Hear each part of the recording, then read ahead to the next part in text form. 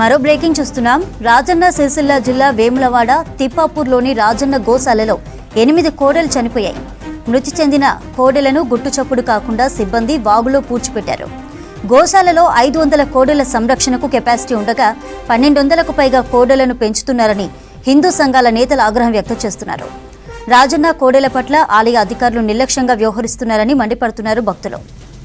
రాజన్న సిరిసిల్ల జిల్లా వేములవాడ తిప్పాపూర్లోని రాజన్న గోశాలలో 8 కోడెలు చనిపోయాయి.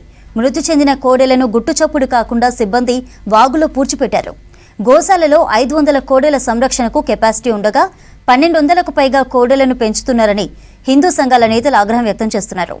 రాజన్న కోడెల పట్ల ఆలయ అధికారులు నిర్లక్ష్యంగా వ్యవహరిస్తున్నారని మండిపడుతున్నారు భక్తులు. దేవస్థానం కోడెలు చనిపోయినాయి.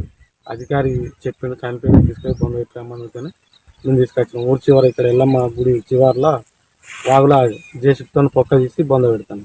8